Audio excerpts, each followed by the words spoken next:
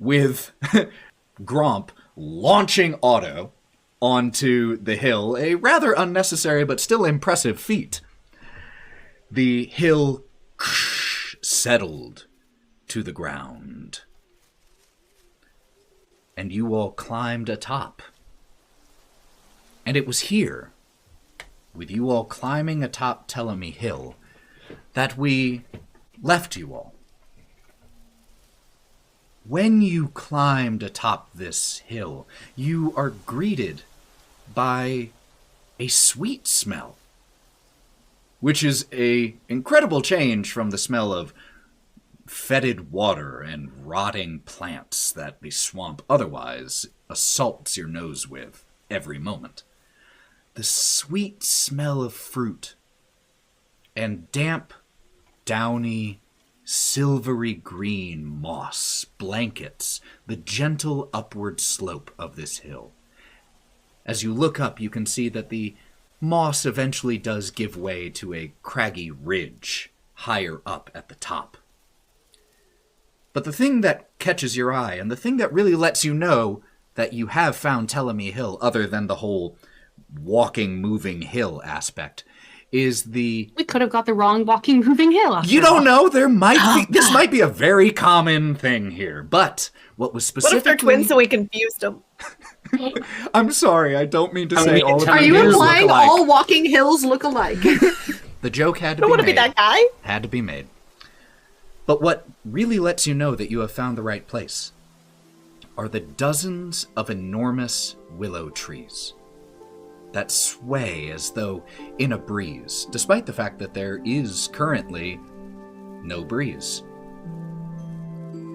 As Gromp kind of collects himself from the lying down position he was in, and you all start to walk slowly up the hill. 4 of these willow trees seem to uproot themselves and walk towards you. They stop about 10 feet away from you, their leaves and boughs gently moving in the non-existent breeze. And you hear from all of them, but from one of them, "Welcome to Telemy Hill. Why did you stop me?" Well, we stopped you because we were told that a Mrs. Jingle Jangle lived here, and I'm going to point to Melon's back. It's kind of just... We were trying to help our friend, Sir Tavalar here, out of the cage, and we know that she can make a lot of peace.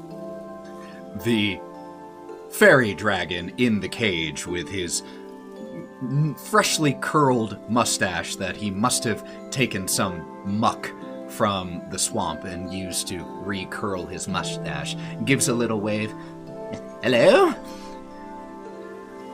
"Well, you have come to the right place then. Jingle Jangle does indeed reside upon me." Can she come out and play? Or did we need to make an appointment or something? She has not been herself lately. I can take you to her. Is she ill? I am not good with determining the feelings of you little ones. But I think the word one would use is a funk. You said she's getting funky? No, she's in a funk. Funky means you smell bad. Got it. She could be also getting it down kind of funky, but you know what? That's what I was thinking. There's 3 options right there, but we're gonna figure out which one it is. I don't She's just depressed, stinky, or really jiggy. Don't put words in my mouth. Sorry. They were my words. Not my fault you ate them. Wait, there's food? Wraught, do you wanna take an extra guitar just in case we do have to get funky?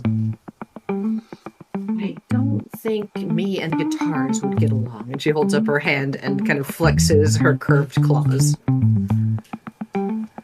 Yeah, no. You lost your guitar privileges. And maybe We just never had listen a to guitar. them. See, now I want one just because you said that. Oh, too late. I I don't will want really one. take it quickly take it from Gromp while they're arguing and just be like, can we meet with Jingle Jangle? We come in peace. Just really would love to talk to her. You know, she's the proprietor of Keys. You all seem wonderful. Thank you very much for stopping. Your hospitality is fantastic.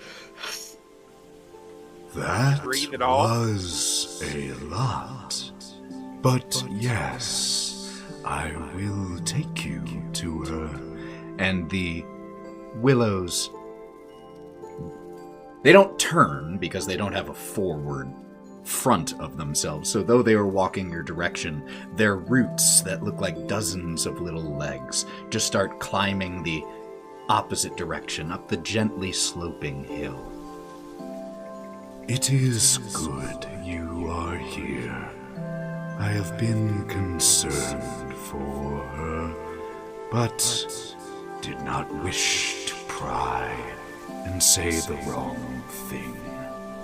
Oh, I love to pry. What information you got for me that I can use to pry further? She is kind. She loves keys. Talks much of them. Wears a coat of them. You can hear them when she walks. Does she go jingle, jangle, jingle, jangle like that? She does. That must be where her name came from. I just rolled my eyes so hard they got stuck in the back of my head. Wow. Oh, that sounds unpleasant. I do not have eyes to roll. Hey, Ethan? With one of these escorts, is there one that has any fruit on them? Do willow trees bear fruit? Or just any of them? 'Cause I it's don't like, think there's a willow oh, fruit. Are we passing by any trees that have fruit? Make me a perception check. Yes. Where's my dice? What's my perception? I don't know stats. There might also be some mushrooms. Ooh, okay, 18? 18. Yeah, a little while, just like 20 yards off to the left, you do see what looks like a pear tree. Ooh. You walk over to this fruit that looked like a pear from 30 yards away. But as you get closer, it looks more like a gourd that is vaguely dragon-shaped, actually. I'll get 3. You wanted to give to Wraught because it's dragon. Cool. And they are, like, each one is sizable. Nice. Hey, Wraught. Look at this. Yep, that's pretty weird. There you go. Wait, now I have to carry it? I've got 2. She takes the dragon fruit and kind of just like cradles it in her arm like she's trying to carry a wiggly infant that she doesn't want. It's your pet now. You have to take care of it. I go over and draw eyes on it. With what Sharpie? Is Gromp trying to invent Sharpies? Gromp's smart enough that I feel like he's smart enough to come up with something like that, and it'd be fine. I believe in you, buddy. It's just my fingernail. That's what I imagined. I just imagined him Yeah, don't carving touch into it. Your hands are dirty. They're not that dirty. I licked them clean You last face night. planted into the mud. They're filthy. On accident, and you knew it was an accident. And there's still mud on your hands. And no, it looked like you planted the whole thing. Let's just go. He's so put out. As you all ascend, the downy moss starts to give way to more stone. And the trees don't, well, Telemy Hill, more accurately, don't engage in idle chit-chat. But if there is anything you all wish to say to them. All I wanted was idle chit-chat. So no, I won't. But if you started the idle chit-chat. Does Jingle Jangle ever leave Telemy Hill, or is she here in permanent residence? Yeah, how does she get more keys? Does she make them? Do they just appear here? There is a magnetism. What we are tends to attract more of what we are. The more keys Jingle Jangle collected, the more keys seem to find their way to her. So, do you mean like if you like, alright. So like if you ever lose a key, is this where it ends up? I do not know. But I do know that she has many.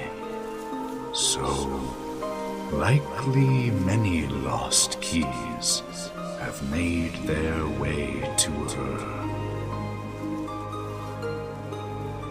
You know, I have heard humans complaining about missing socks quite often, so maybe it's the same sort of thing. I was about to ask the same thing. Just like all the missing stuff go here. Is it just keys or is it like, yeah, like socks and like nail clippers, chapstick, bottle caps, whatnot? What if you lose something in a bet? Does that also come here? I do not understand. So like if you were gambling and then lost your hat, does it come here, I mean? Not here, no.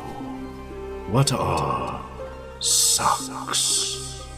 I don't know. You're gonna love them because you have so many legs. We'll tell you about them later. And Kai's also gonna like reach up and like gently pat Gromp on his very fair chin. Like it'll grow on you. Oh no! As I recall, not really, but like it will. It's not I'm fair. just it's imagining not fair anymore. That's blue. noise. Yeah, I made one out of Me. Leonin hair and moss. So it'll literally grow on him. Endearing. I see what you did there. Can we go?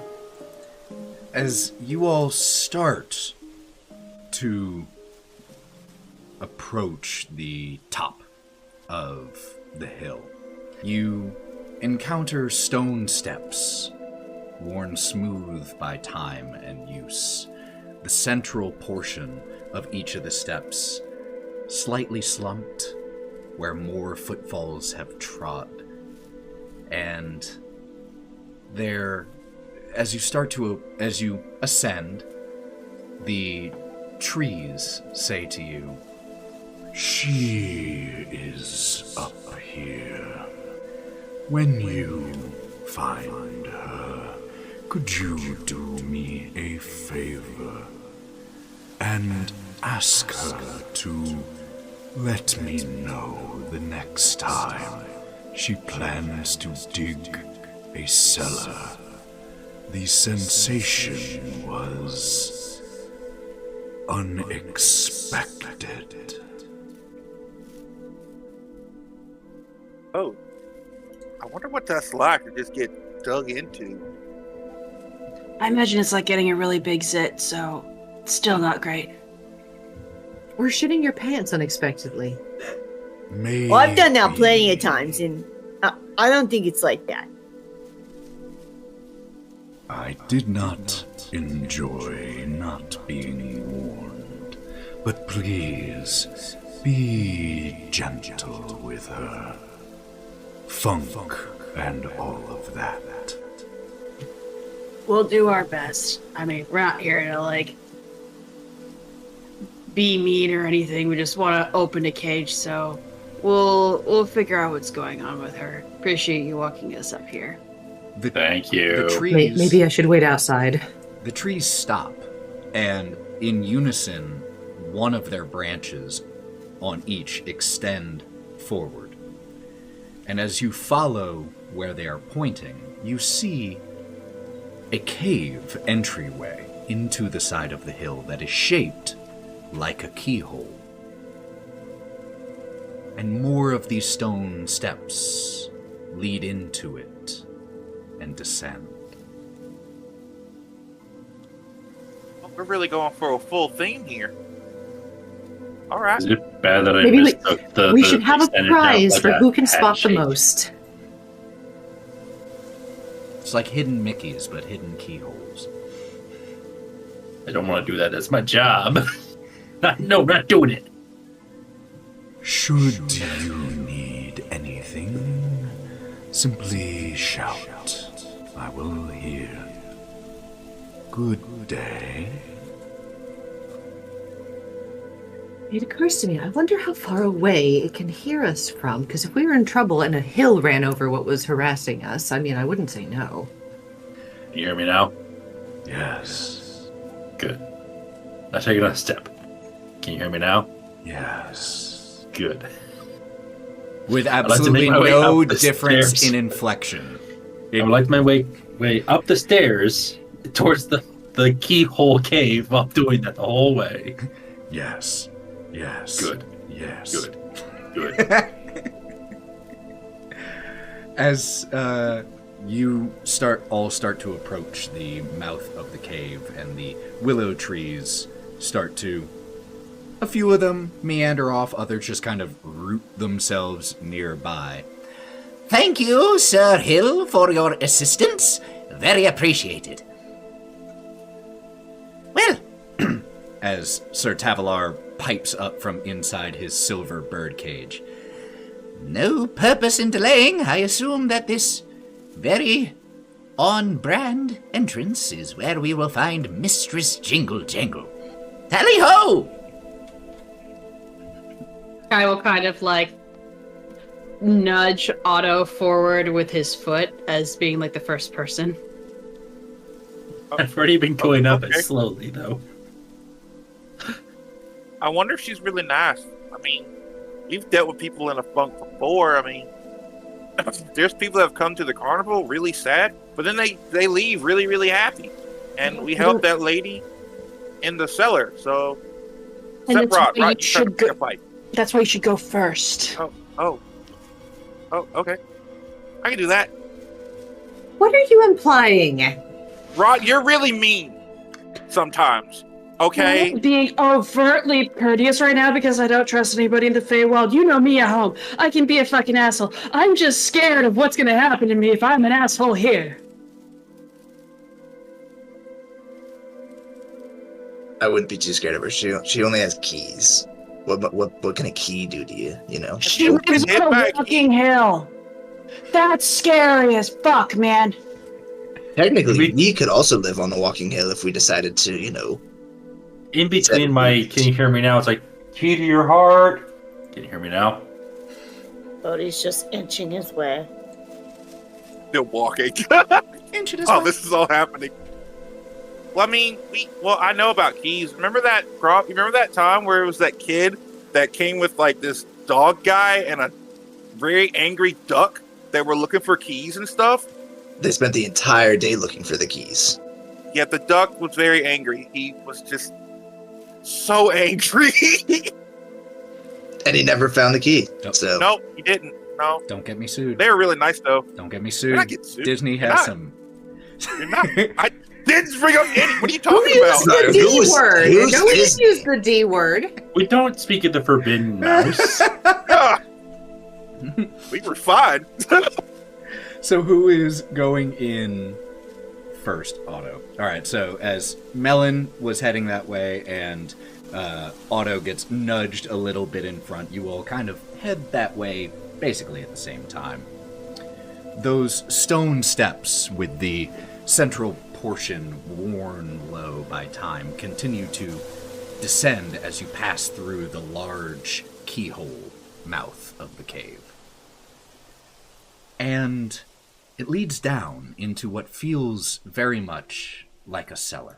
The temperature here is chilly and damp. And there's a slight smell of iron in the air as you get here.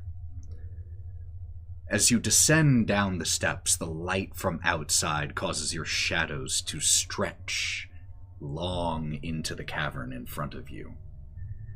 And the little bit of light also falls upon a multitude of keys in this chamber, hanging from taut strings that crisscross from wall to wall, mounted in designs on the walls. And as you all walk in and see that, go ahead and everyone can make me a perception check really quick. First rolls of the session. Nat 20. Oh, way to start. 9. Are you serious? 2 nat 20? Sheesh. 22. 25 altogether. That's the way to go. I'm busy 22 asking altogether. it, telling me Hill can still what hear me. is- So did anyone not beat a 17? Okay. Meat to beat, baby. All right. So 2 of you don't notice this. Melon and Gromp. The rest of you, you notice the sections of keys that have been laid out in patterns on the walls, attached through little hooks or string. And there are a few of those patterns that seem broken up, that some keys have been removed from the pattern. As you notice this, all of you also notice, as I said, it is quite dark in here. But all of you have dark vision, if memory serves, because you're all animal people. I think you all have dark vision. Correct me if I'm wrong. That's why we should be the petting zoo. Come on. It's just... No it's shoes, no mega- shirt, all service. Oh my god. I don't No shirt, no think I shoes, have fan dark- service. Hey. Out of curiosity, is so that I don't have to check, is there anyone who doesn't have dark vision? I don't have dark Okay. vision. All right, cool. I thought there might have been a few. Don't think Joe. Joe, do you not have dark vision? Ooh, okay. But it's dim in here. So it's not impossible to see even without dark vision. But you all notice a number of keys that litter the ground, specifically near a dark, round... No dark vision. Noted. A dark, relatively large, round hole that descends into Telemy Hill for gods know how deep. And it's as your eyes go from the keys to the hole in the ground that you notice a figure in the cellar, rummaging through some of the keys on the floor. But it's not a goblin, nor does it wear a coat of keys. It is, in fact, a Harengon in shredded clothing.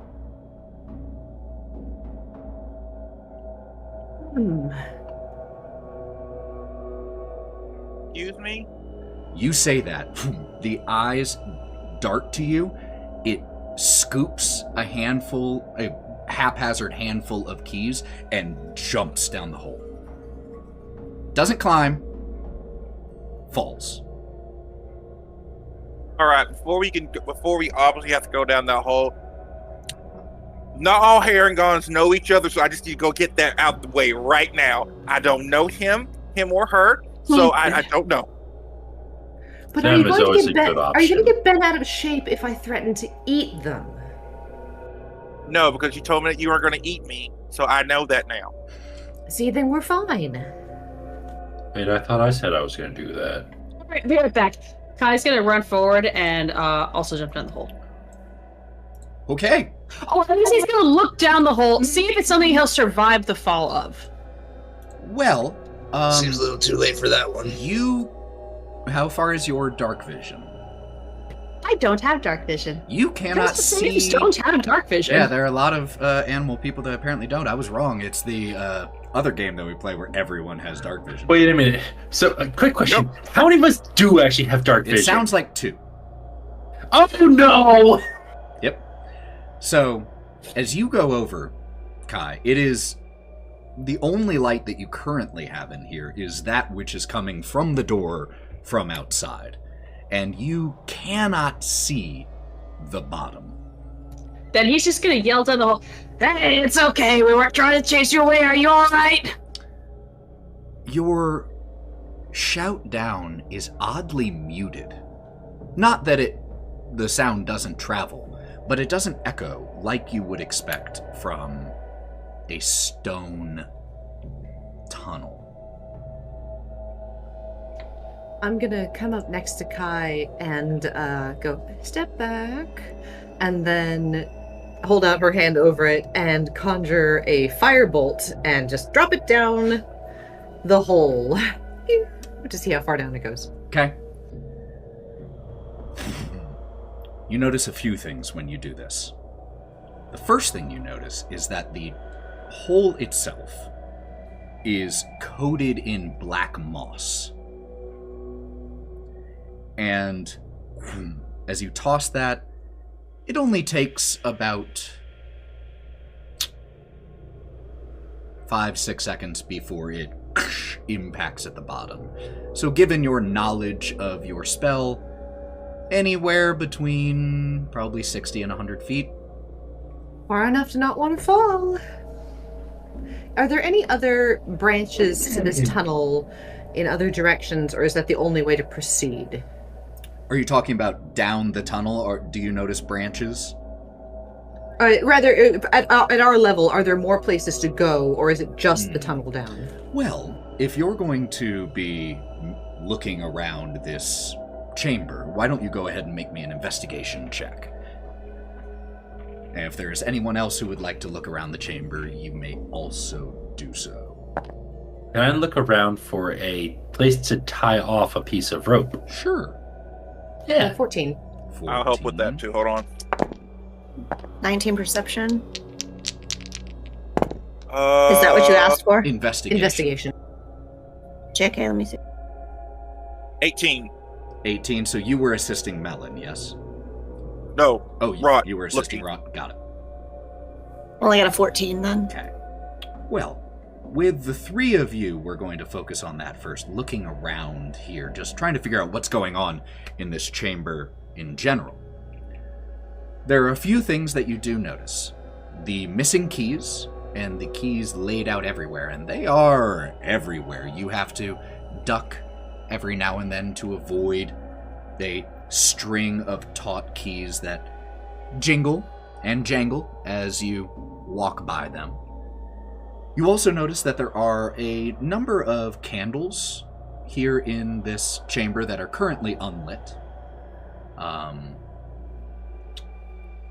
You do not find other passages out of here, aside from the main entryway and the hole down. Melon, what did you get on yours looking for that? What roll am I looking for? Survival or number. Investigation?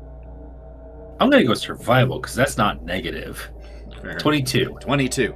Yeah, you find a... Great strat. You find a pretty, solid-looking stalagmite that you figure you could loop the rope around to help you all descend. I'm going to start doing that. Got it. Well, I Lead the guess charge. I guess we know where we're going then. And I'll motion to, at least my two is, wait until I reach the bottom. I'll keep a lookout and do a quick scope and call up. And as you're descending, I'm going to carry over that survival check for a few things.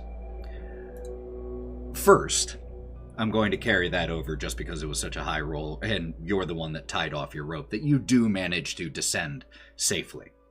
You also observe that this tunnel seems to be too smooth to have been, quote-unquote, man-made. To have been made manually, so to speak. There is also this moss everywhere that is, as your hand touches it, it's just repulsive to touch. Actually, I had a thing that I was going to ask about that. as I'm starting to go down, it's like, okay, I need to kind of bounce away from the wall.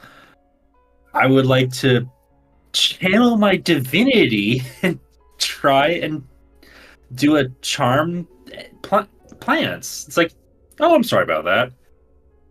Because apparently the trees can walk. Why wouldn't the moss be sentient? So, charm plants? Well, it's channel divinity, charm animals and plants. Charm animals and plants. I'm not going to have... It's more of like an apology. It's like, I'm sorry. When you do that, you don't get a verbal response from the plants, but as some of the moss had receded slightly from where you had touched it, and you apologize, it kind of refills in that area a little bit.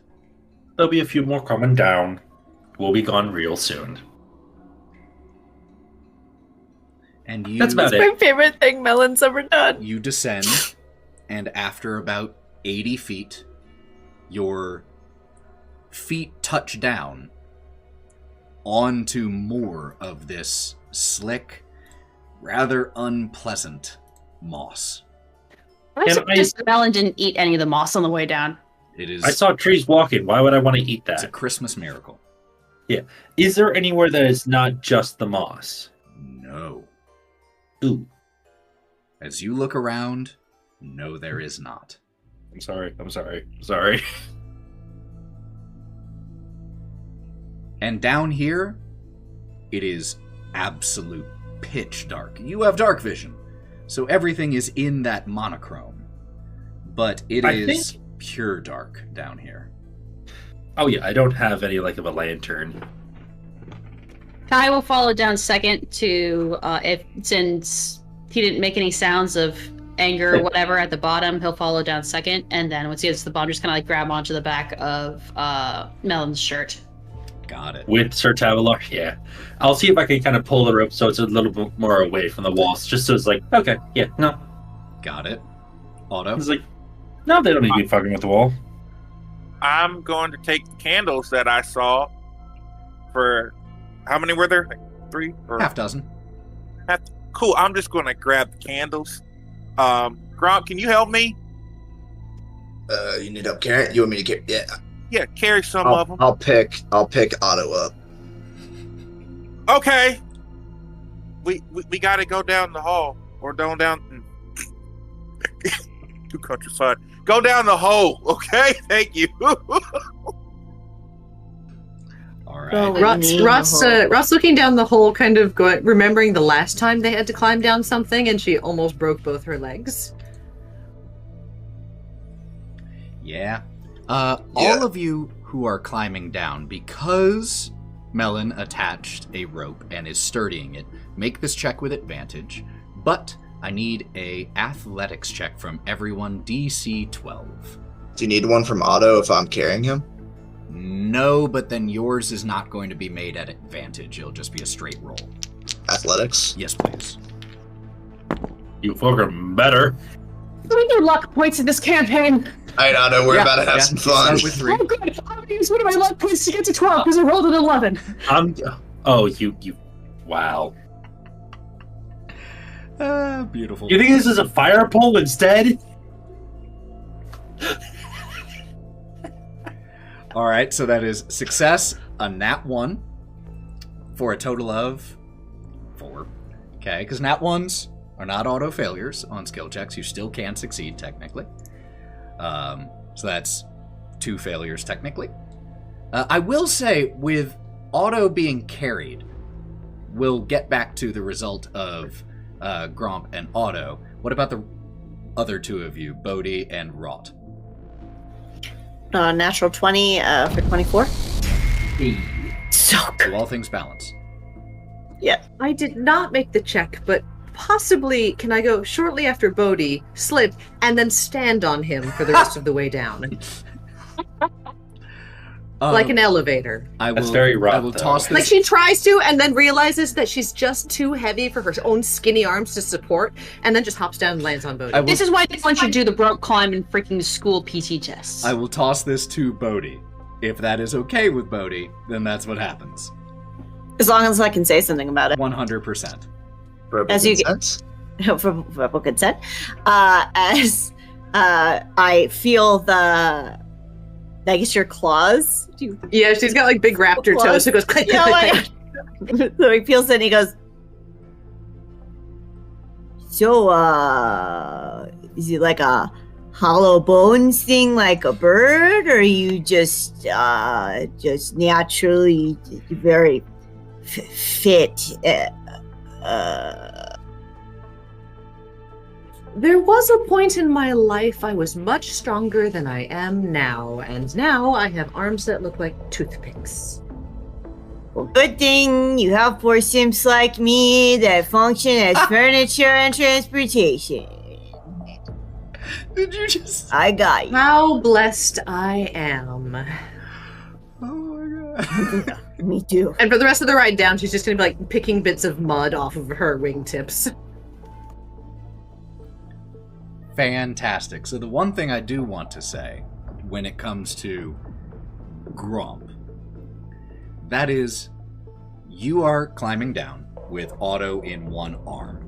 Makes it rather difficult, especially when the moss under your feet is slick and doesn't provide you purchase. As you start to lose your grip and slip backwards, Otto, I will let you make a strength saving throw here. The DC is going to be higher than the athletics check because he's significantly heavier than you. What? What, Gromp? Otto does also have an arm full of lit candles, that is or just candles? Just candles, but that is... They're not lit. They're not lit. Okay. It's okay if they fall. That is being taken They into are account on the metaphorically DC. lit. And Not wax actually play check. Oh my god. Yeah, that's what I meant. Metaphorically lit. Oh,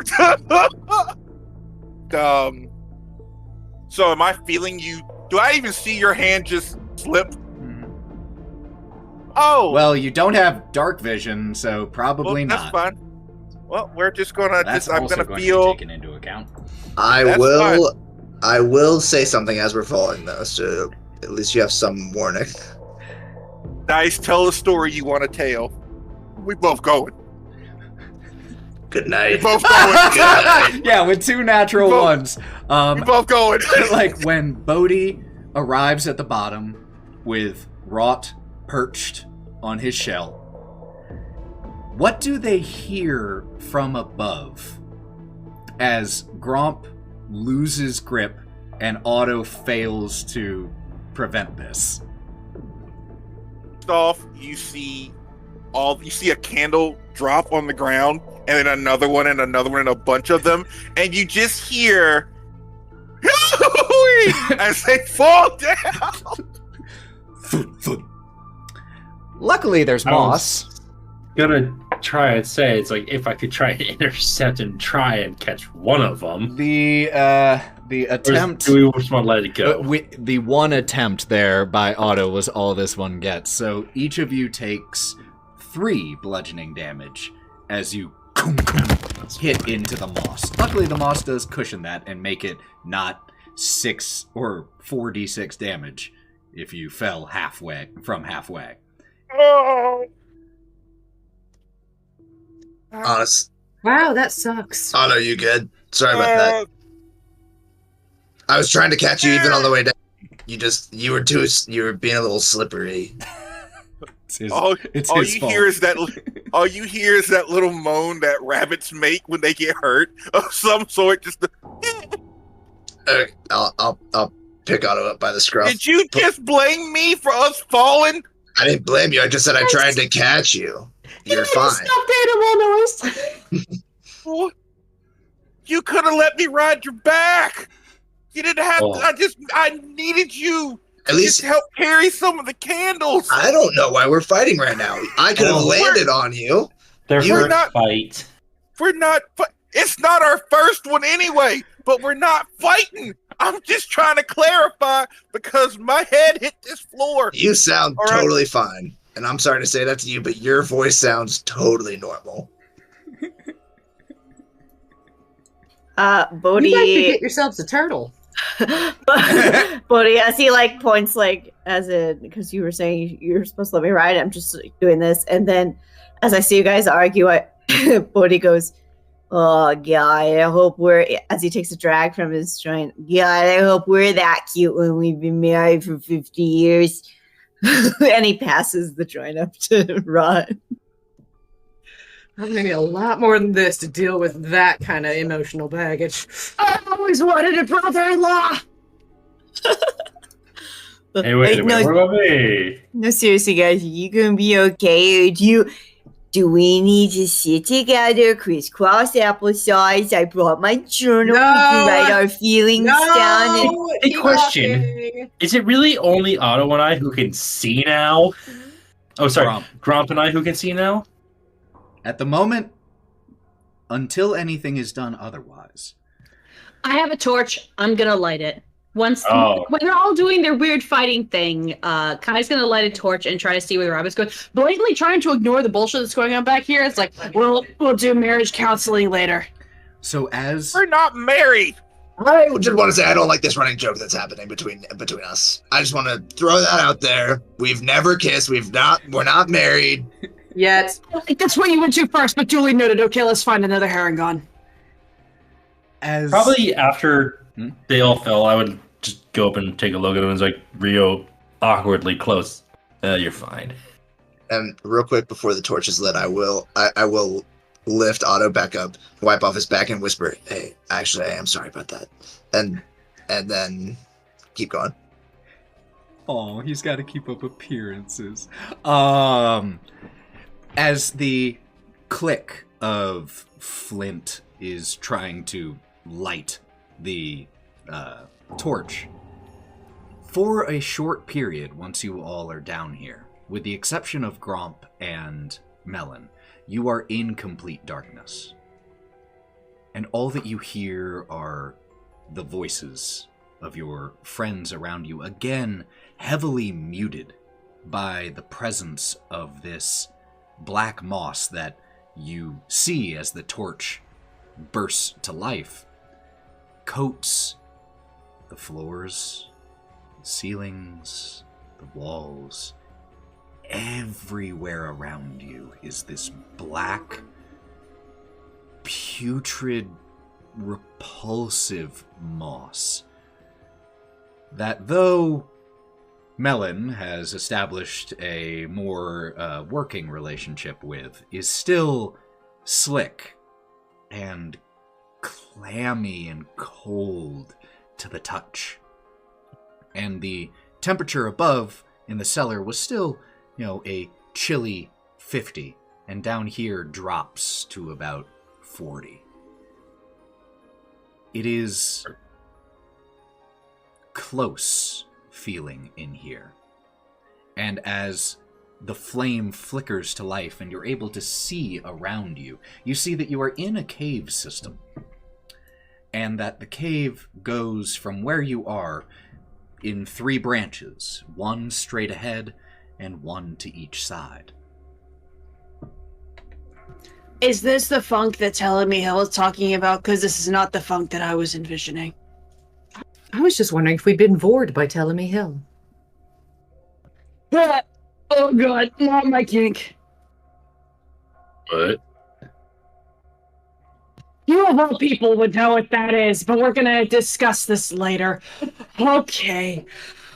I got 3 routes, you guys. Who here's got the best snoofer? I love smelling things. Ethan, can I use a survival check to see if I can identify where this elusive Harangon has gone? Sure. I would also like to be doing that. I'll look for goblins. Can I just get advantage from Melon? Because I got a good sniffer. If you wish to do it via advantage, that is totally fine. Otto, I saw your hand. Question. Take it, sir. Do Haragons count as fey creatures? Do they count as, fey?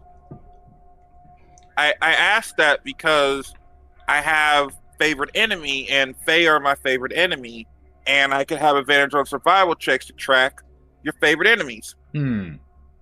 Holy shit, you could find me. My god. I would say that because they originate from the Feywild, And I am one. that yes, they have the trace of the Fey within them. I rolled a 24 for survival check. Got it. Thank you for that advantage. You gave me a nat 20 plus 4. I got a good sniffer. 18 It's plus like- 3. So we're actually going to resolve this in reverse order really quick.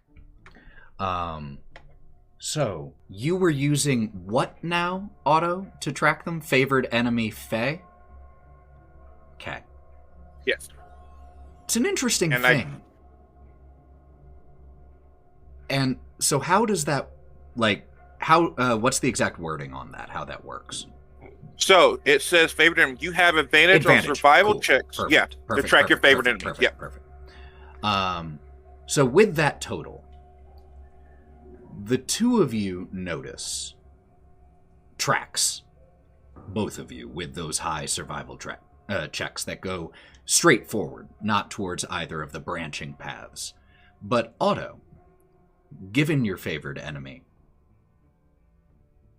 and given that high roll, the tracks aren't Harengon.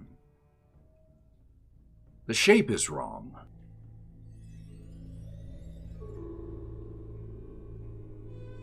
I'm gonna Is walk it up. a goblin? You don't see.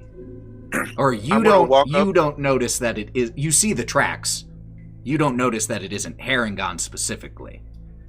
Otto notices that at this instant. I'm gonna walk up and actually put my foot next to it, next to one of the fresh tracks.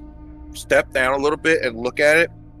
So it's not a Harengon, and I'm gonna point to the track of my foot next to the other one. It is slightly different. There are, and you didn't notice it at first, Kai, but now that Otto points it out, there's the main central footprint, and then around it are these tiny indentations. One to the left, one to the right, and one to the front. And that doesn't track with a Harengon footprint. Track. Does it Ha!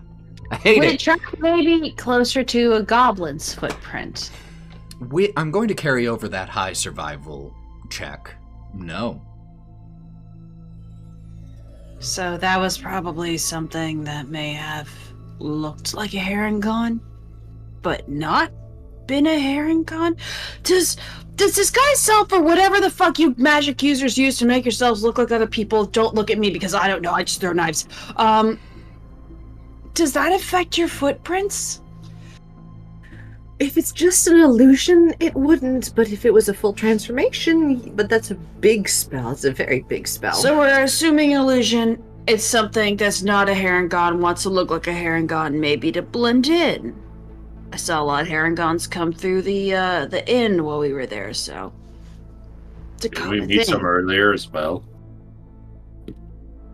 Also, We I'm sorry, Moss, for also- treading on you. We also made friends with a Kenku back at the carnival who could turn into things. So, not Harengon. Still trying to find them. But we need to come down here anyways because dead end. Jingle jangle. Okay. Guess we're going after whatever the hell this is. Great. Cool. Okay. Sweet. That way. Ethan, I've skulked in a lot of back alleys in my time in, in the cities. Would I be able to kind of judge by the shape of this and where the little pricks are in comparison to maybe my own footprint to gauge if those little pricks might be claw marks? So, here's the way we're going to do this. First, I'm going to have you make a survival check for that. And if that survival check is high enough, you'll be able to make an additional check. But first comes, for this is an unusual thing. So I have to set the DC high here. The DC for this is going to be 18. So I have to roll a 16 or higher. Hold on. Joe, Considering my time with you in Waterdeep, can I help? I don't know if she would have voiced this out loud. Fair. She's Okay, just that's thinking fair. about it. She's just she steps in the mud, she pulls it back, she's looking at the little divots her talons left, and then looking back and forth in between these. So she's not saying anything that would give you the ability to give me advantage, I think. I'm sorry. I tried. No, that was a If fair- I was friendly, yes, but I'm not. Don't you dare track mud on my shell. Only an Wouldn't you 11. like that? You're not. What's your modifier, and can we add stuff to it? It would take a lot to get it up to no, I can't. I only rolled an 11. So, you're not sure. These tracks are unfamiliar to you. They're strange. But as you all are standing here looking at this, you hear something from the tunnel ahead, the one where Otto and Kai notice the footprints heading.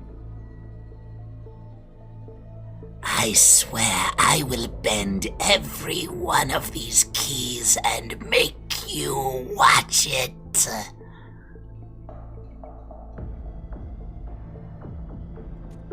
Oh. You just sounded like it was directed. No. That's a threat. Let's go. We're trying to fight you. Are you okay? You look like you're in tattered clothes. As they're walking there. As you shout out like that, the voice was continuing, saying, Yes, you would hate to see this key bent and broke. and then you shout, and the voice stops. And do you all continue to walk forward into this chamber? Rapidly now. I think Gromp kind of bares his teeth and starts running. I'll take the lead. I already have arrow drawn. You all rush in. What you see in here is a chamber, part of a cave system it looks like, still entirely coated with this black moss.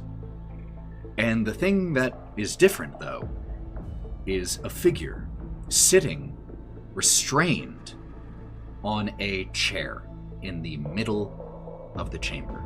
She has her wrists and ankles bound to the chair and is wearing a coat made of many keys.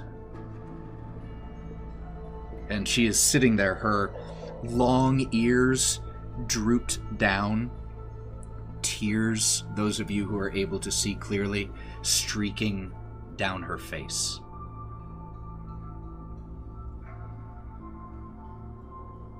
Jangle, Is you there alright? Is there someone else in this chamber who might have been threatening her? You look around. I know all about threats. When you look around this chamber, you don't see anything. Until you turn 180 degrees. And you see something standing behind you and all of your compatriots. And my question for you, Wraught, is given the fact that it is the visage of something that terrifies you, what is it? Ooh. I think what she sees is a humanoid figure. They're clad in gleaming armor, large sword with blood dripping off of it. And there's no way to see their face because there is a visor in front of it with a long red plume coming out of the top. And so could you make me a wisdom saving throw really quick, Wraught?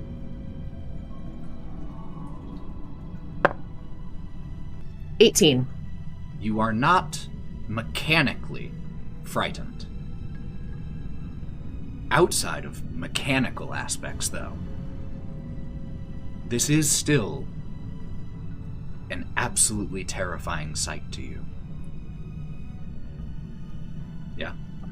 for visual effect for what she does when she sees this, because she's still sitting on Bodie's shell, I think, she immediately leaps like to her feet with her front claws kind of propped on a higher part of the shell, and you guys see every single frill on her body, which, because she's got a lot of them, they're around her jaws, they're from the like all the way from here all the way down her spine to her tail, where there's a lot of them. All of them stand like really, really high and start to like glow a little bit as they're flushed with blood and flame. And her wings go straight up, and they're absolutely massive. They're a lot bigger than she is. They're giant, heavy, red, golden things that look like they almost hurt her to get up that high, but they make her look about 5 times as big as she actually is. So it's mixing Godzilla with a Ghibli cat that has its fur on its end. Nice. And so, Probably seen that whip around. right. And so, as you notice Wraught's actions, you turn, you see this figure. You see exactly what Wraught described. A humanoid in plate armor with a large, bloody sword in hand. And you hear from behind you, from the chair, Jingle Jangle's kids. So, the very first thing I need everyone to do as you turn and see this figure, Wraught has already done this, but could everyone else please make me wisdom saving throws, please? Oh, crushed it. Quick cue, is this a charmed effect? This is not a charm effect. It is a fear effect for any of those, should it be relevant.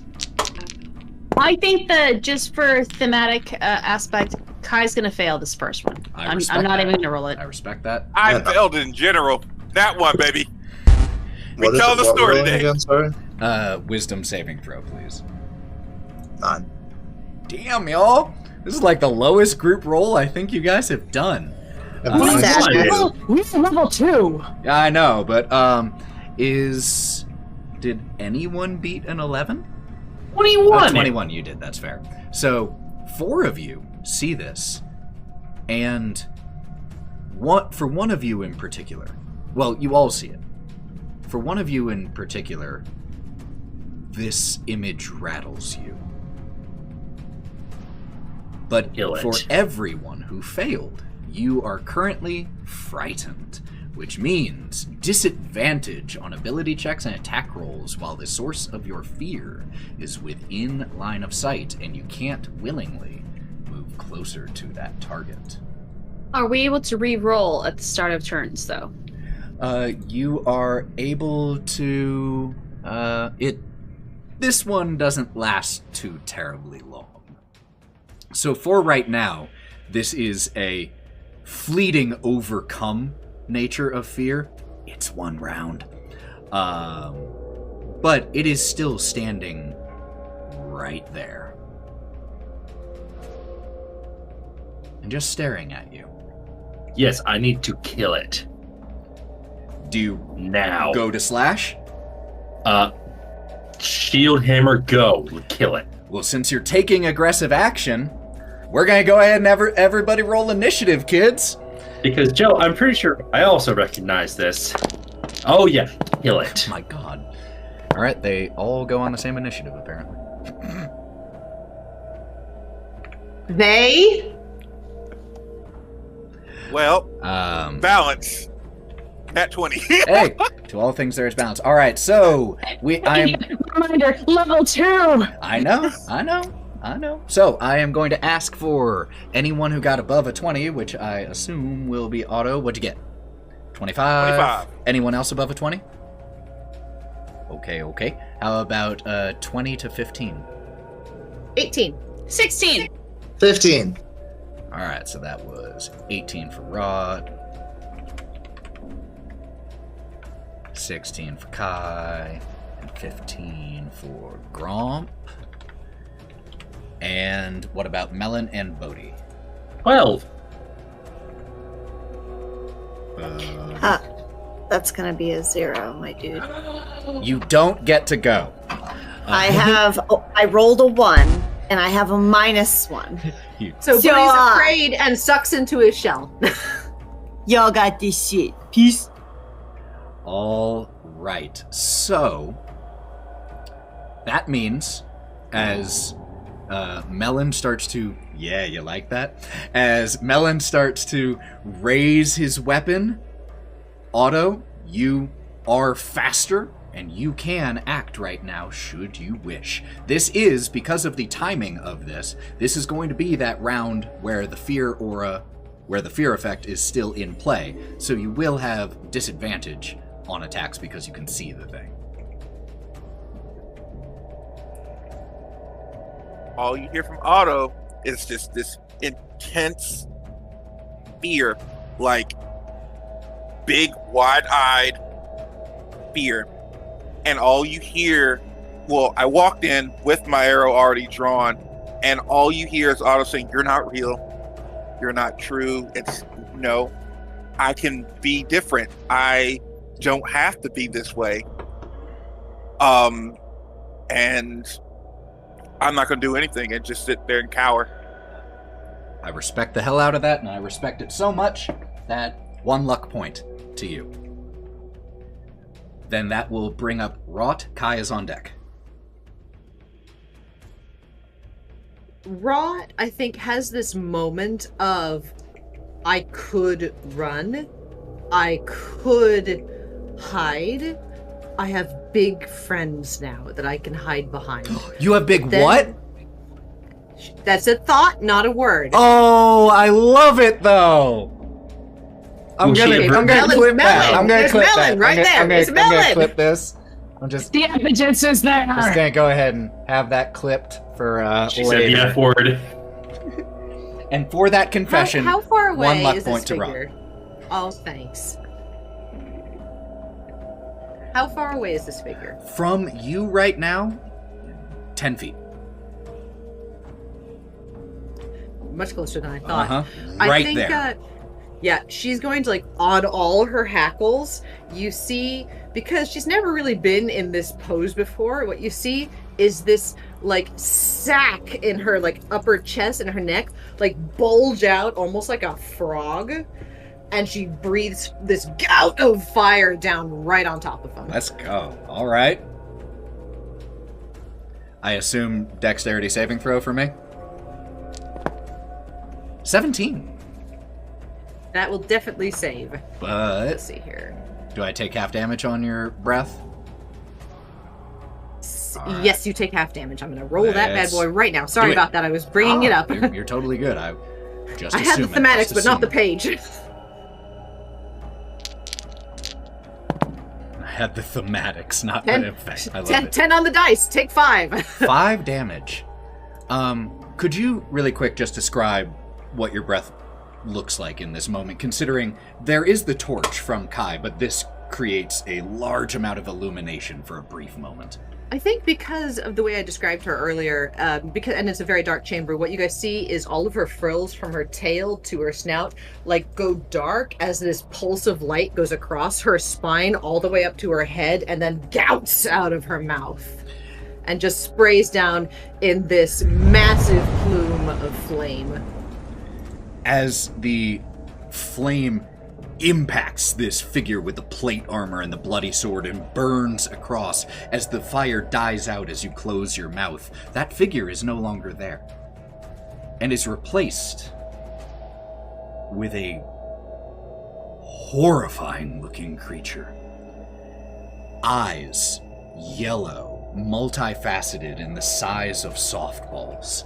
These large mandibles that look more like just sharpened talons from its mouth.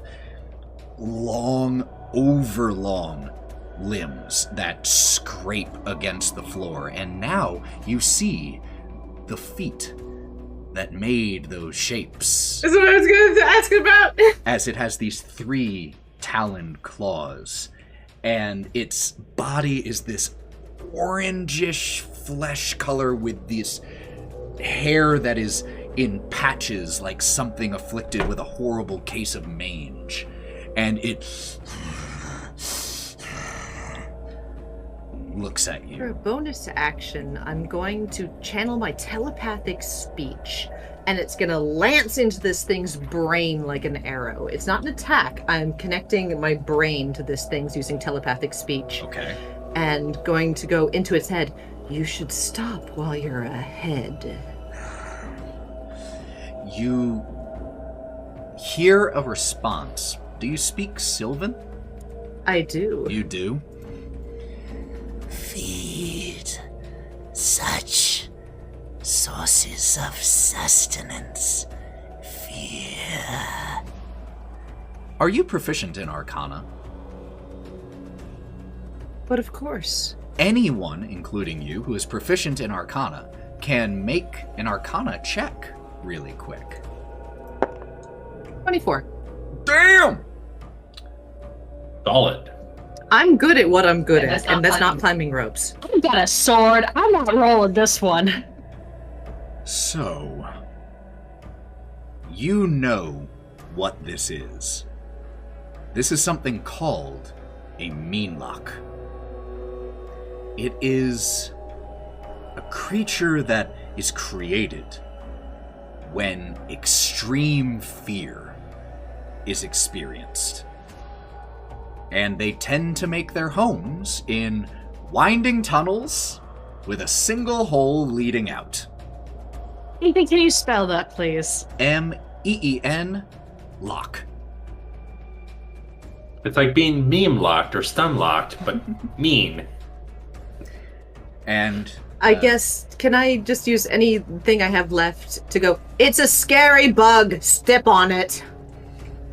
yes, you may. That will bring up Kai with Gromp on deck. Kai will still have, like, you know when you look at something really bright and it still has the, like, silhouette of whatever that is there?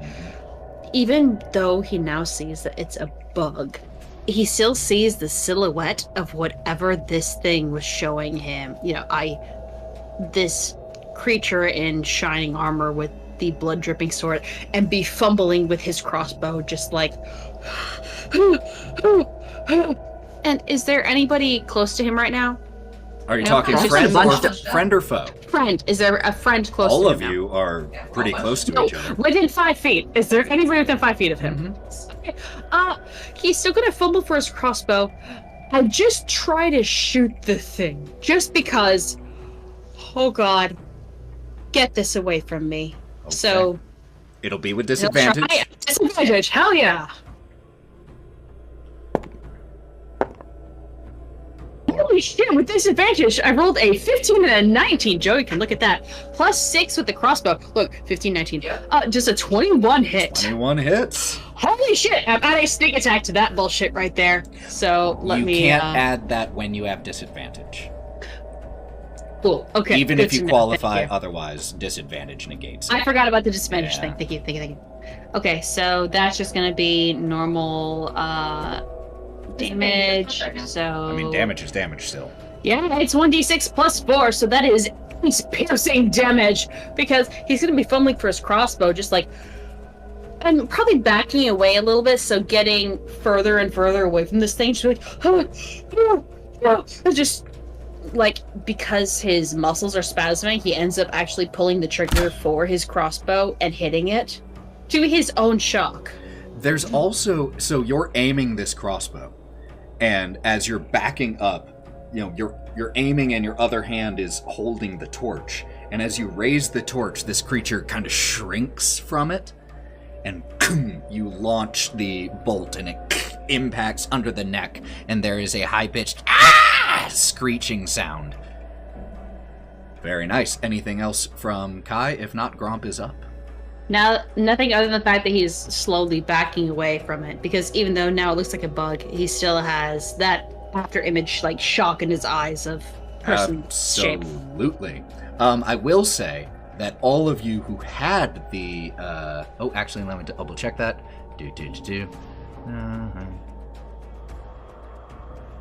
Never mind. Retract what I was going to say. So you back up, no problem. Gromp is up. Melon, you're the next PC on deck. So I saw Otto's face when he looked at this creature, and it's kind of just pierced in my memory, and you see this rage go over Gromp that you haven't really seen before. As I close my eyes, and you just see me like kind of like whispering to myself, like muttering to myself, and I cast Dissonant Whispers. Ooh, okay. So what save do I have to make for that? Wisdom 14. Wisdom 14. Let me double check one thing about that. Out of character. I love that fucking spell. I love it so much. It's a very good spell. And with I killed a demon with it. the viewers can hear from this creature's perspective just a very soft whispers. It's not loud and piercing. It's just little insults like, God, you fucking suck so bad. You smell like absolute shit. I was wondering what the whispers were gonna be. I knew it was gonna be something like, you suck so much. It's not good. All right, it got a 13. That is a failure. Mm-hmm. And I also have, just so you know, Ethan, surprise attack here. Oh, very nice. Does that impact spells? If you hit a creature... You didn't hit because it's a saving throw. Sad. You have to roll to hit for hit abilities. Yeah, what I'm about to do. But they failed, so you're going to do full damage here. 9. 9. All right. And they also have to use their reaction if they have it. No point. So as the creature hears in its head how terrible it smells, it disintegrates into skittering insects that go into the high moss and just swarm around your feet, not attacking you or anything, but you all feel them underfoot as they just skitter away. I'm going to move towards wherever Jingle Jangle is. Cool. With the rest of your movement, you are able to get right next to her. And as you approach, she looks up at you, and she has these... She is just a pathetic-looking figure right now in general, and her facial characteristics always kind of are of the type that make you go, "Aw," because she has these long drooping ears, these really big eyes, but her eyes are welled over with tears as she looks up at you and then looks down, and you see on the floor in front of her are half a dozen keys that have been bent into weird shapes, and she just, Jingle Jangle's keys. And that, as you run over, so you all were at the mouth of this room. Gromp has just run in, so about 30 feet more from everyone else except for Kai, who backed up a little bit. So Kai is about 10 feet from everyone else, Gromp about 30 feet. And all of you notice and hear as 4 figures, 4 things appear near Jingle Jangle and Gromp, and 4 things appear near, but actually a pretty decent distance away, about 10 feet away from the 4 of you at the mouth of the cave. So the 4 appear next to Gromp inside, next to the chair where Jingle Jangle is, and 4 others appear outside the mouth of the cave, about 10 feet away from the main clump of you. And I have to ask all of you to help me here, because I know what one of the figures looks like, as another figure in plate armor with a bloody sword once again appears. But, Bodie, what else appears? Knowing that this is something of which you are terrified. Bodie shudders as what appears is a 6-foot tall turtle with familiar features, no growth on a shell, holding a scimitar. He's got blood across his chest, but he's carrying a gold trophy or something. As he sees he is afraid the spectral form of his past. It's a ghost. There are 2 of those, one on each side. Oh, God! Gromp, what else do we see here? Straight up, Justice Clown. Is it a particular carnival? Is it a particular clown from the Witchlight Carnival, or just a generic clown here? It's a specific guy from the carnival. His name was Mark. Otto, do you remember who I'm talking about? Yeah, his stage Mark the Clown. Name was Mark. No. His backstage name was Mark, but his actual name, screen name was Mark calls to you. No. Benzo. Marcus Aurelius. What was it? Benzo the Clown. So, this version of Benzo the Clown has a, as clowns tend to do, a painted-on large smile. But then the actual smile comes and stretches his mouth and face wide, the cheeks extending far beyond the skull, and just with bloody sharp teeth. Kai, what else do we see? In layman's terms, you see a wizard. However, it's a humanoid figure draped in long robes that pool on the floor and turn into mist.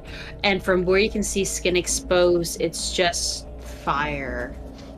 You can't see their eyes. It's just flame coming from their eyes underneath their wizard hat with the big staff that just almost like meets the ground and becomes a part of it.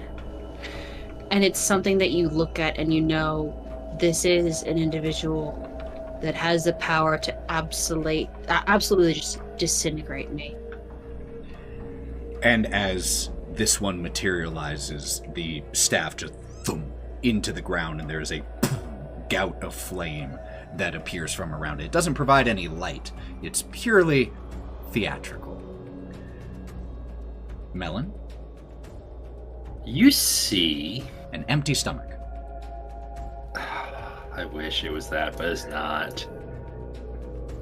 A tall, very muscular, grayish half-orc with leather strappings similar to that of, I don't know, cultural relevance, Karlak.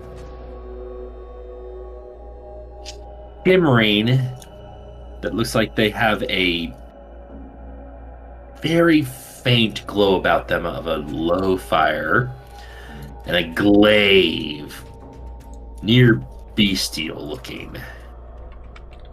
And that glaive that you all see this half-orc wielding is a nasty-looking piece of work. And Otto, could you describe the final visages we see? While Bodie sees the past, Otto sees a potential future. And Otto sees the vision that he saw from the mirror, which we named Dark Otto, an angry paragon with a glowing eye, big spectral horns, a cloak with many eyes, looking around and darting, carrying this nasty-looking bow with an arrow pointed right at me. And on him are bits and pieces of his friends. As you all see these figures,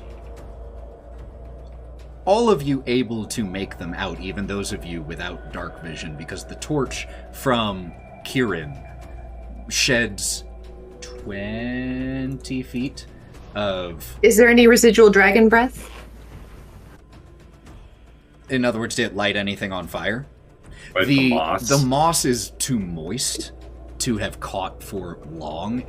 There are like embers from where it burned, but it's too soaking, trying to burn. Yeah, my half hope was that it so would give it's us like some... sitting there because Kai would have dropped it in fumbling with his crossbow. So it would be sitting there still, like shedding light in the area. Thank you. But that is a good note. Thank you for saying it. The torch sheds 20 feet of bright light and 20 feet of dim light. So in that case, given that you dropped it, the 4 that appeared closest to the clump of you by the mouth of the cave are actually 20 feet away from you, is where they pop into existence. And could all of you, and that is going to include Wraught, because the source of your fear is here once again, could all of you please make me another wisdom saving throw?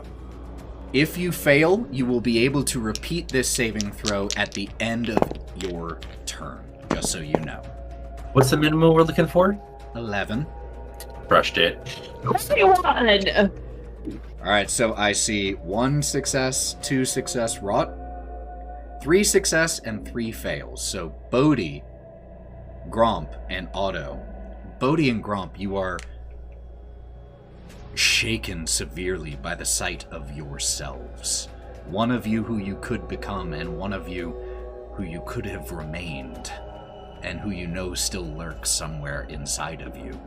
And the other, by a much simpler and more primal fear of Benzo, aka Mark the Clown, with his large, sharp grin still just cackling away. And it is now their turns. The 4 who appeared at the front of the mouth of the cave rush towards you, while 2 of the ones that appeared near Jingle Jangle rush towards Gromp, and 2 rush towards Kai. So, we are going to do this a little bit at a time. So,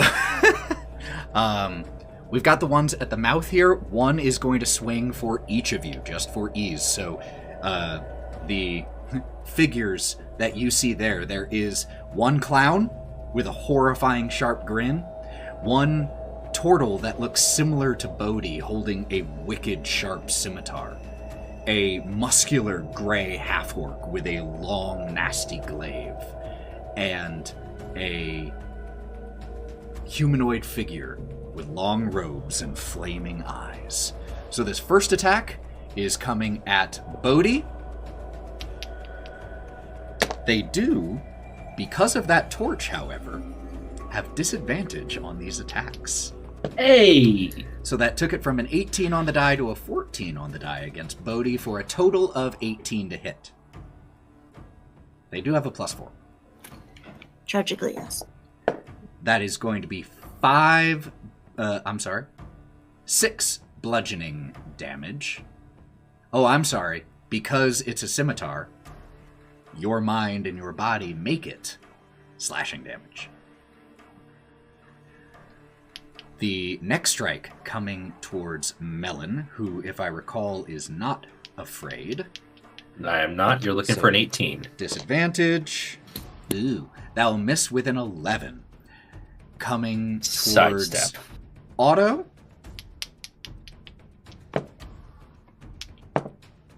Miss. And coming at Wraught. I am on top of Bodie. Like, up on Bodie. Yes, that is noted. Luckily, they only got an 11, which I assume will miss anyway. Probably just hit shell. Yeah. Bodie takes that little bit on his shell. So those 4, we had 1 successful hit there. The next are the 2. Is that the new insult? Hit shell? Hit shell! 2 coming on Gromp. They don't have disadvantage.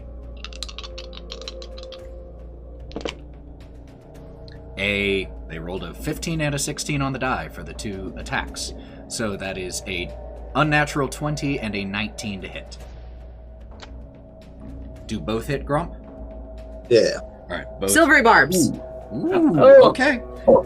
So, Wait, isn't that just for not 20s? no, silvery barbs silvery is just barbs. re-roll my die. Oh, nice.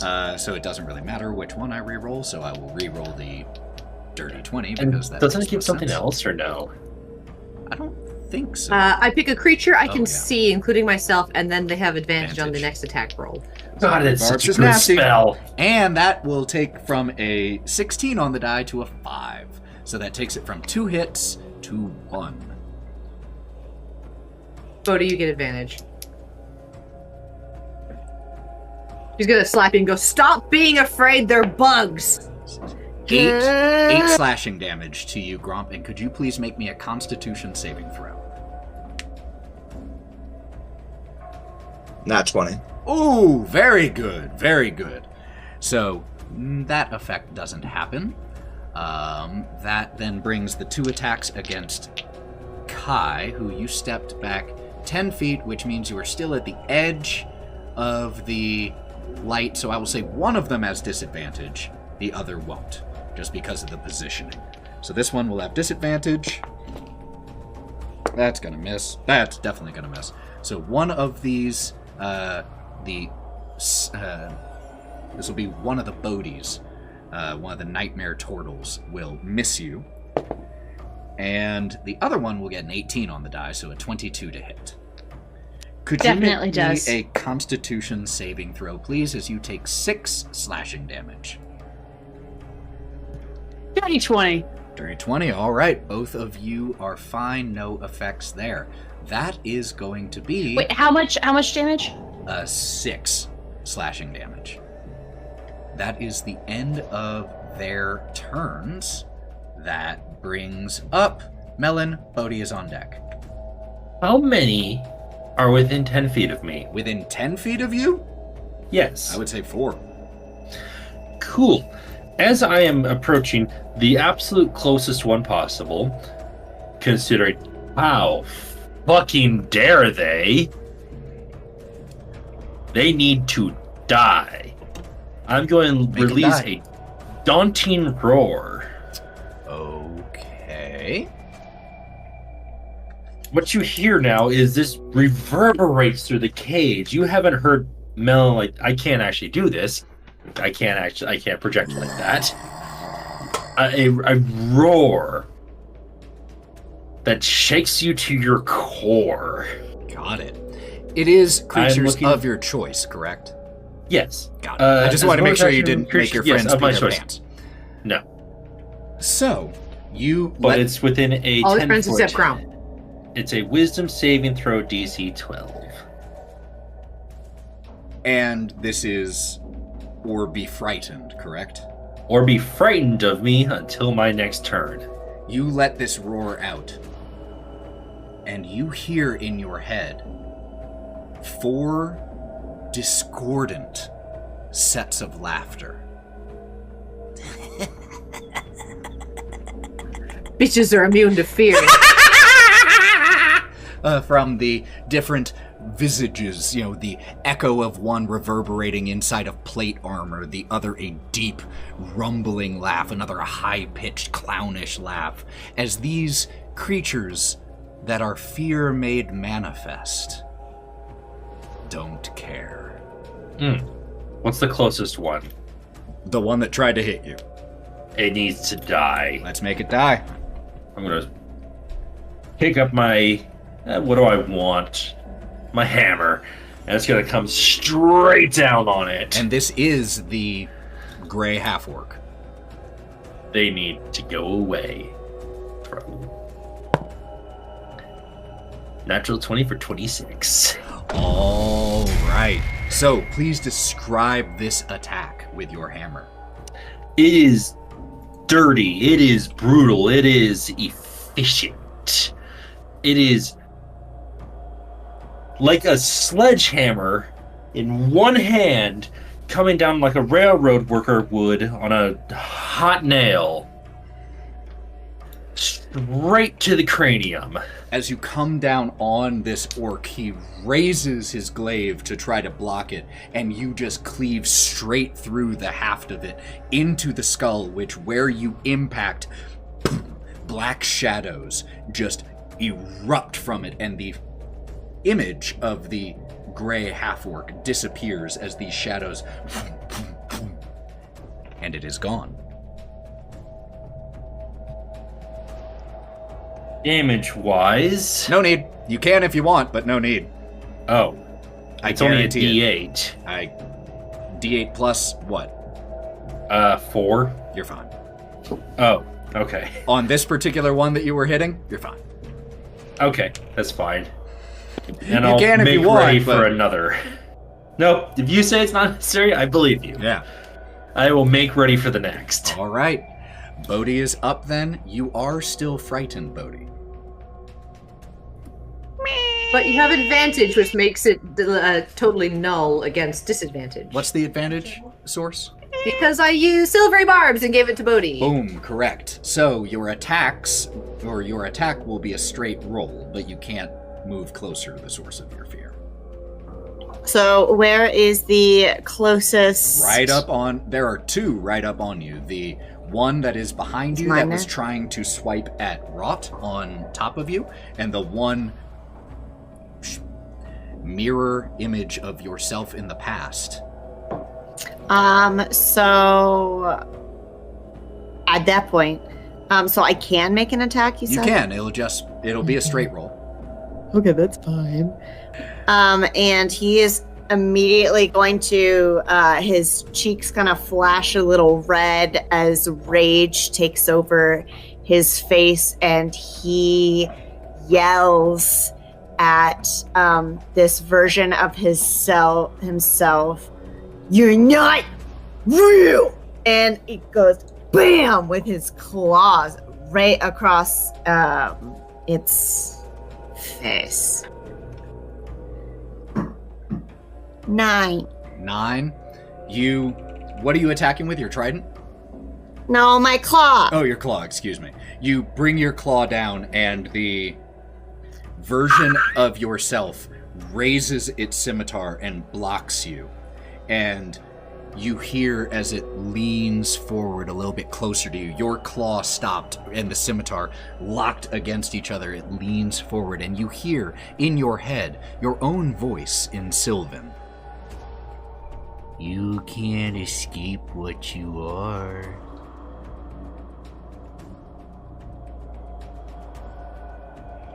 Anything else? I don't have anything else that I can do. Then you can make So- me another wisdom saving throw Thank to you. get rid of the fear. Never mind. You have luck points. You have 3. How you doing, babe? It's great. it That's worth gonna trying to be a send you stuff? 6. 6. Okay. Yeah. So yeah, you are still. You feel like you. It is highly possible you would have shaken this fear off, but for hearing your own voice in your head say exactly the thing you did not want to hear. He just immediately all goes, "I'm having a bad time, man." Bodie! Bodie! And that will bring us to Otto. Can I just suck my head into my shell as my bonus action? Absolutely. 100%. Keep in mind, you do actually, as a turtle, have the, recede into shell ability if you ever want to use it. Shell defense. All right. So what am I having to do now? Am I Whatever attacking? you want right now. It's up to Cool. you. I am still shaken by what I'm seeing, because all it is just kind of the laughter that I've done as Otto is just I'm hearing it, but it's meaner, more conniving. I'm going to take my arrow. I'm going to take it. I'm going to try and shoot at it. You have disadvantage. Yep. Let's see what the dice want to tell me. What story do they want to tell? A 6. Looks like shit story. 2 nat ones. I mean, not that it matters that it's I know. 2, but I will. Okay, so here's what I would like. Statistically. So yeah, statistically a 1 in 400 chance. That's fine.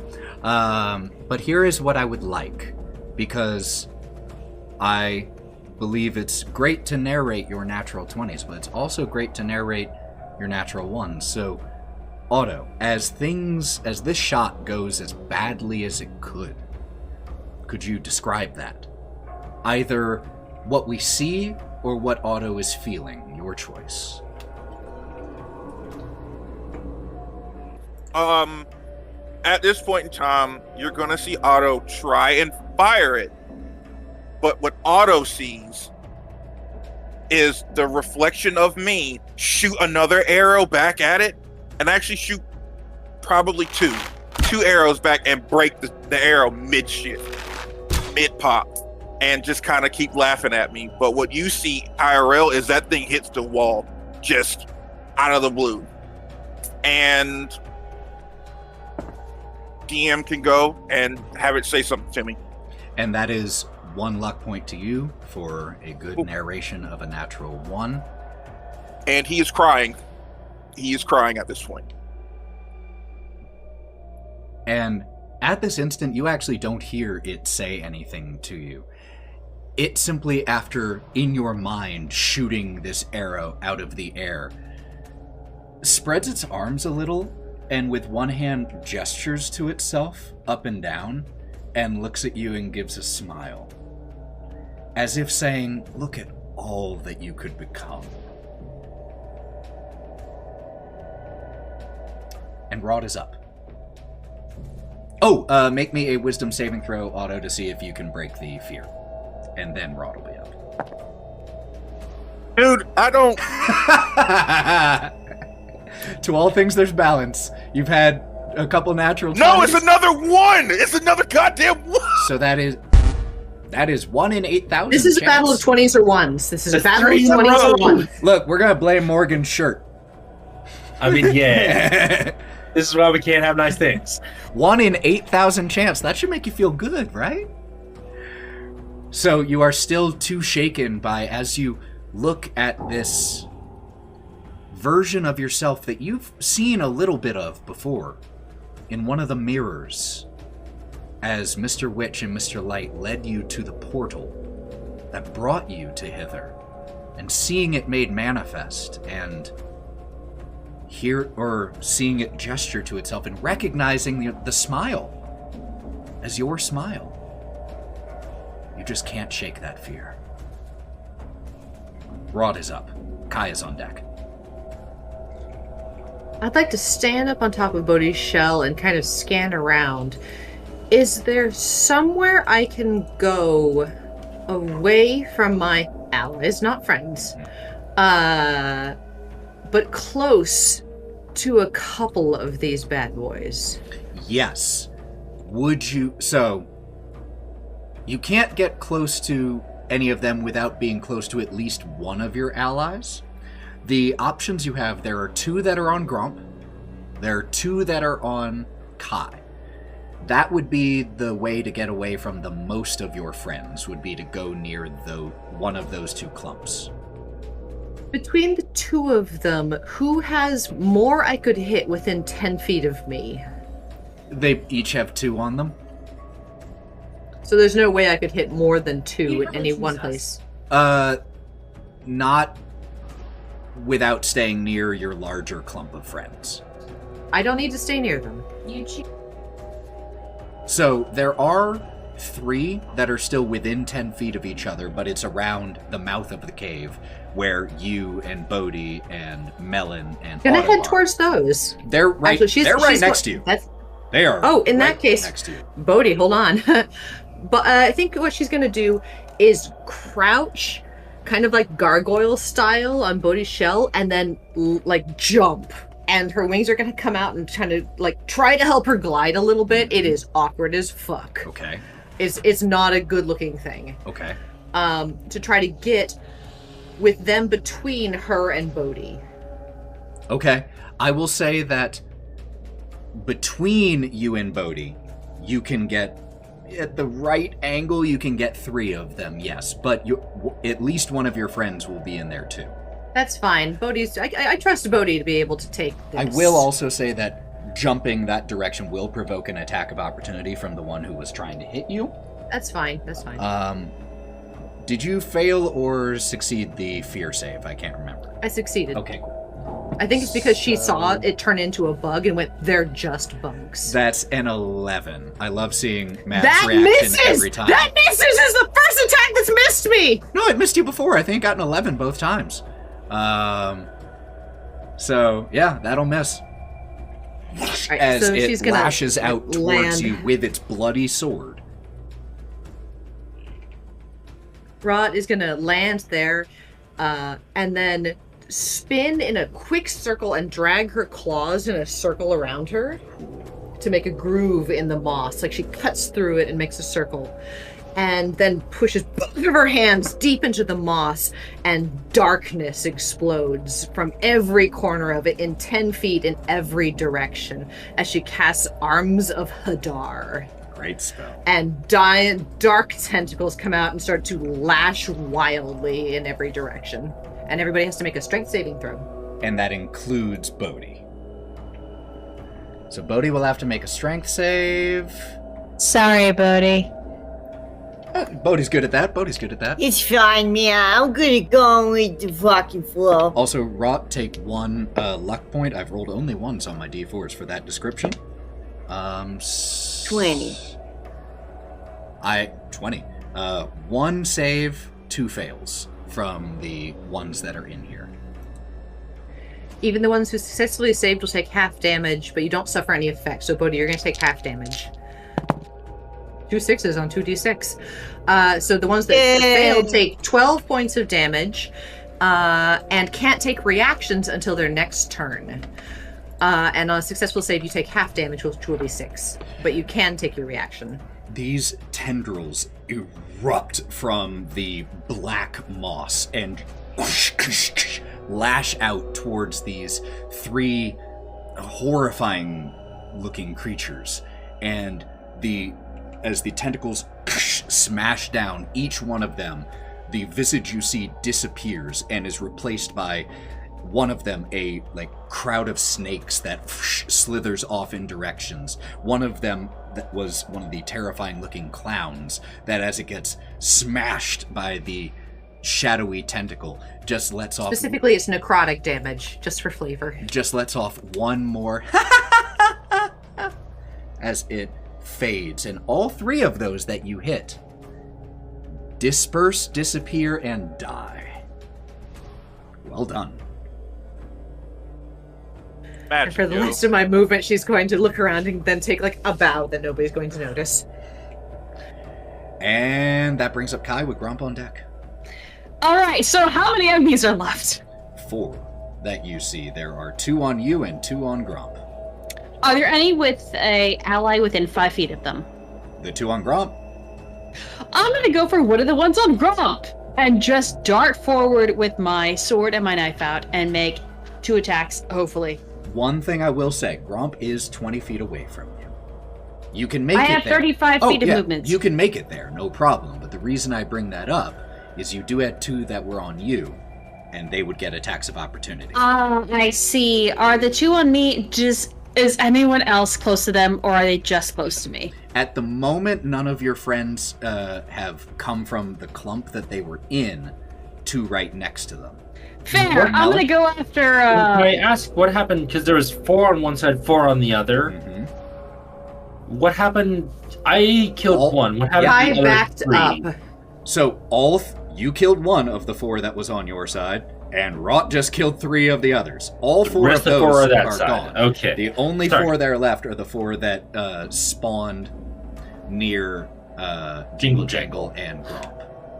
Gotcha. Okay, so I'm gonna go for one of the ones that's right in front of me. Got it. Let's make it happen.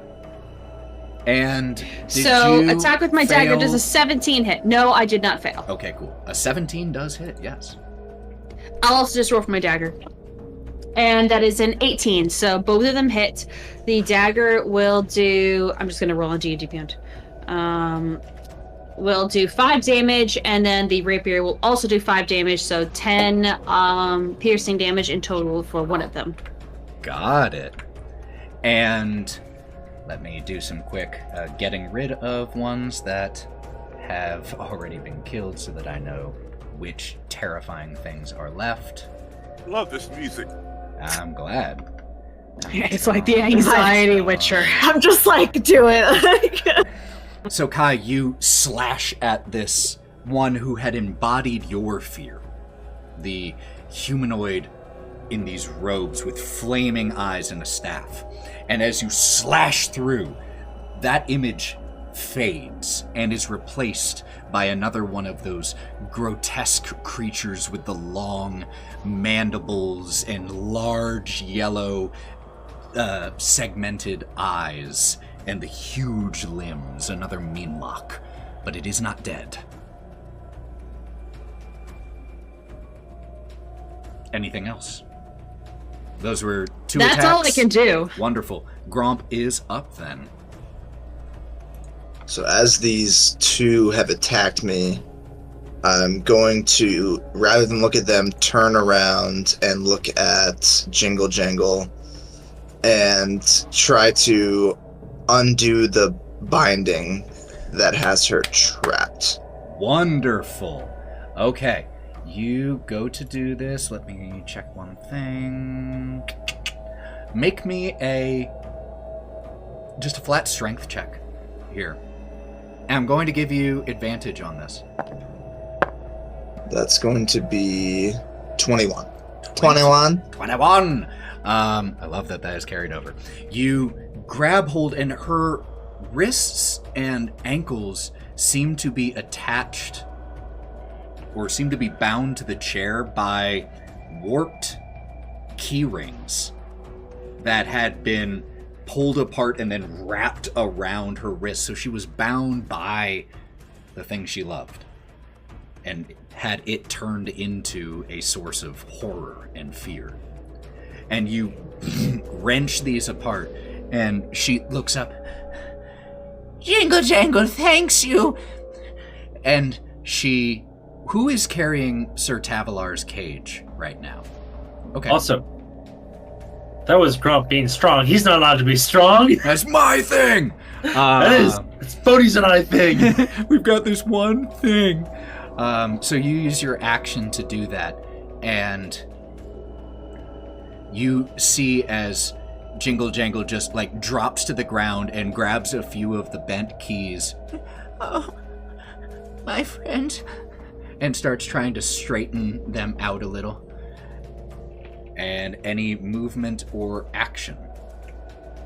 That does not count as an action. Or that is for an me? action, excuse me. Any movement or bonus action. Yes. Because you didn't have to move outside of the range of the ones that were attacking you to do this, because you were right there, so it didn't provoke any attacks of opportunity. And I increased the DC because there were enemies there. I had it be an 18, and you cleared that. I'm going to turn to Melon, give him a little wink. Oh, you brother. And cast Bardic Inspiration. I mean, Melon isn't even looking your way at the moment. I'm sorry. Okay, I take it back then. No more Bardic Inspiration, and I end my turn.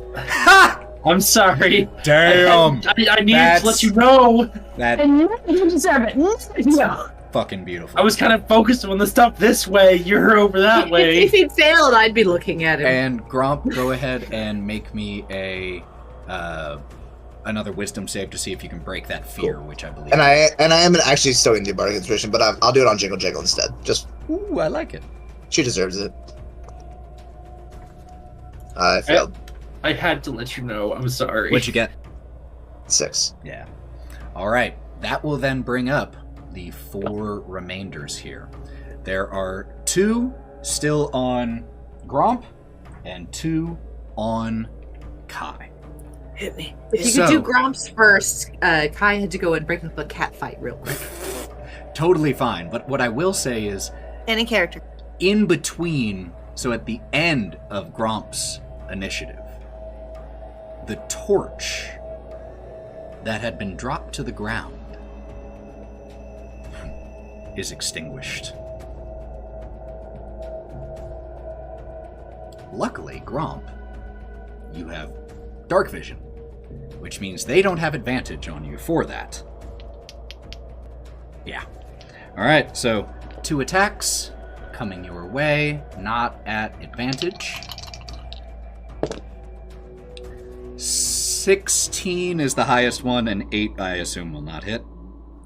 Well, 16. Silvery barbs will make it, so we'll see if it is. Let's re-roll that bad boy.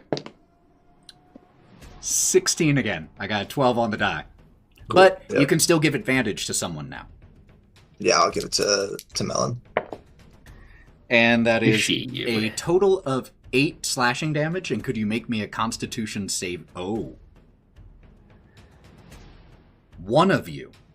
Kai, what you missed is your torch extinguishes. Joe filled me in. Yep. Got it. So in that case, Melon is the only one to see. Though all of you hear, Melon is the only one who can see as Gromp just finished unbinding Jingle Jangle and is swiped by a terrifying-looking clown who grabs him and bites into him, and he drops to the ground, unconscious. And with Gromp, No, don't you with do it. the room in complete darkness, a terrifying clown with sharp teeth biting a portion of Gromp's neck and letting him fall to the ground. Don't do it. Eden, don't do it. Don't you fucking do it. That is where we will pick up No! the next time that we play with. Thank you for listening to this episode of The Wild Beyond. The Wylde Things are played by Mav as Otto, Joe as Wraught, Lauren as Bodie, Morgan as Melon, Devon as Gromp, and Sarah as Kai. And Ethan did all the other stuff. Until we see you next time, stay wild.